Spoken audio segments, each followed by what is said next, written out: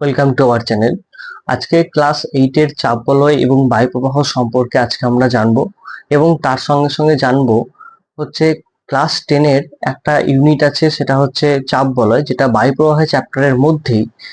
তো এই দুটো ক্লাসই যেহেতু এই টপিকের মধ্যেই কভার হয়ে যাবে, তাই আমরা এই টপিকটা সম্পর্কে পুরো ডিটেলস একদম জানবো। তো চলো শুরু করা যাক। প্রথমে আসি, চাপ বলয় জিনিসটা কি। চাপ বলয় কোথা থেকে এলো? চাপ বলয় মানে হচ্ছে, ধরো এটা আমাদের পৃথিবী, এখন পৃথিবী পশ্চিম থেকে পূর্ব দিকে আবর্তন করছে, তার সঙ্গে সঙ্গে কিন্তু বায়ুমণ্ডল আমাদের পশ্চিম থেকে পূর্ব দিকে আবর্তন করছে। বায়ুমণ্ডল যখন পশ্চিম থেকে পূর্ব দিকে আবর্তন করছে, এই বায়ুমণ্ডলের মধ্যে কিছু নির্দিষ্ট দূরত্ব অন্তর অন্তর, প্রায় 1000 কিলোমিটার জুড়ে কিছু আনুভূমিক, যে নির্দিষ্ট দূরত্ব অন্তর কেন বললাম, যে সমধর্মী বায়ুপুঞ্জ দেখা যায়, যে কোথাও উচ্চচাপ কোথাও নিম্নচাপ, ওই জন্য বললাম নির্দিষ্ট দূরত্ব অন্তর অন্তর যে সমধর্মী বায়ুপুঞ্জ আনুভূমিক ভাবে, যদি এইভাবে বলতাম তাহলে তো উলম্ব ভাবে, আনুভূমিক ভাবে সমগ্র পৃথিবীকে বেষ্টন করে থাকে, তাকে বলছি আমরা চাপ বলয়।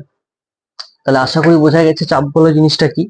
চাপ বলয় হচ্ছে সমগ্র পৃথিবীকে কিছু নির্দিষ্ট দূরত্ব অন্তর অন্তর যে আনুভূমিক বায়ুপুঞ্জ সমগ্র পৃথিবীকে হাজার হাজার কিলোমিটার জায়গা জুড়ে বেষ্টন করে রেখেছে, তাকে বলছি আমরা চাপ বলয়। এখন এই চাপ বলয় কি কারণে সৃষ্টি হয় সেটা আমাদের জানতে হবে। চাপ বলয় প্রধানত দুটি কারণে সৃষ্টি হয়, একটা হচ্ছে উচ্চচাপ, একটা হচ্ছে নিম্নচাপ। ধরো কোন একটা এরিয়া আছে, এটা একটা ভূমি, এটা একটা ভূমি। কোন একটা এরিয়ায় কি হলো, সূর্যের তাপে এই জায়গাটা প্রচন্ড গরম হয়ে গেল। গরম হয়ে কি হবে, এখানকার যে বাতাস, সেই বাতাসগুলো কিন্তু গরম হয়ে ওপর দিকে উঠতে থাকবে, এইভাবে ওপর দিকে উঠতে থাকবে ঊর্ধ্ব আকাশের দিকে। এই জায়গাটাকে বলা হয় হচ্ছে এল বা লো প্রেসার এরিয়া, বা বাংলা যাকে আমরা বলছি নিম্নচাপ অঞ্চল। উল্টো দিকে এই জায়গাটাতে, এই নিম্নচাপ এরিয়া যেখানে সৃষ্টি হবে, তার ঠিক কাছাকাছি কিন্তু কোথাও একটা উচ্চচাপ এরিয়াও সৃষ্টি হয়।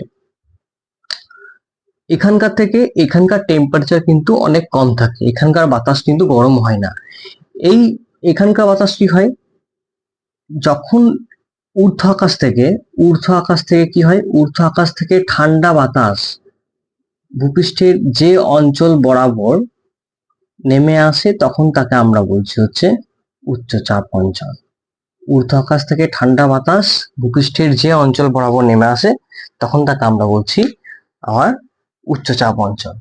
তাহলে নিম্নচাপ কিভাবে সৃষ্টি হয় না, প্রখর সূর্যের আলোতে কি হয়, ভূপৃষ্ঠ যখন গরম হয়ে যায়, গরম হওয়ার সঙ্গে সঙ্গে এখানকার বাতাস কি হয়, গরম হয়ে ঊর্ধ্ব আকাশের দিকে উঠতে থাকে, যার কারণে এখানে নিম্নচাপ কেন্দ্রের সৃষ্টি হয় এখানকার। এবং উচ্চচাপ কখন সৃষ্টি হয় না, যখন যে ঠান্ডা বাতাস কি হয়, ঊর্ধ্ব আকাশ থেকে নিম্নচাপ অঞ্চলের দিকে, ঊর্ধ্ব আকাশ থেকে ভূপৃষ্ঠের দিকে যখন প্রবাহিত হয় উলম্ব ভাবে, তখন তাকে আমরা বলছি হচ্ছে উচ্চচাপ অঞ্চল। সব সময় বাতাস হচ্ছে উচ্চচাপ অঞ্চল থেকে নিম্নচাপ অঞ্চলের দিকে প্রবাহিত হয়। এই যে এই বাতাসটা এলো, এই বাতাসটা যখন এখানে যে ঢুকবে, আবার কিন্তু এই এরিয়ায় গরম হয়ে যাবে। গরম হয়ে ও যত উপর দিকে উঠবে, উপর দিকে উঠে আবার হালকা হয়ে উপর দিকে উঠবে। যখন যত এই গরম বাতাসটা উপর থেকে উঠবে, আমরা জানি ট্রপোস্ফিয়ারে প্রত্যেক 1 কিলোমিটার উচ্চতা বৃদ্ধিতে 6.5 ডিগ্রি সেলসিয়াস তাপমাত্রা কমে।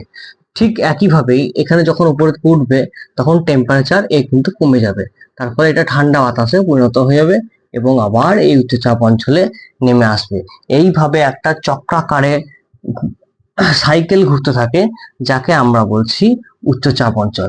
এত কিছু বলার দরকার নেই, তোমরা এটা বলতে পারো যে যেখানে ভূপৃষ্ঠের যে ঊর্ধ্ব আকাশ থেকে ঠান্ডা বাতাস, যে অঞ্চল বরাবর ভূপৃষ্ঠে ঊর্ধ্ব আকাশ থেকে ঠান্ডা বাতাস যে অঞ্চল বরাবর ভূপৃষ্ঠে নেমে আসে, তাকে বলা হয় উচ্চচাপ অঞ্চল।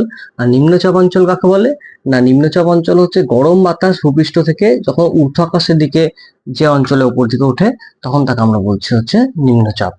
আশা করি পরিষ্কার বোঝা গেছে। বেশ।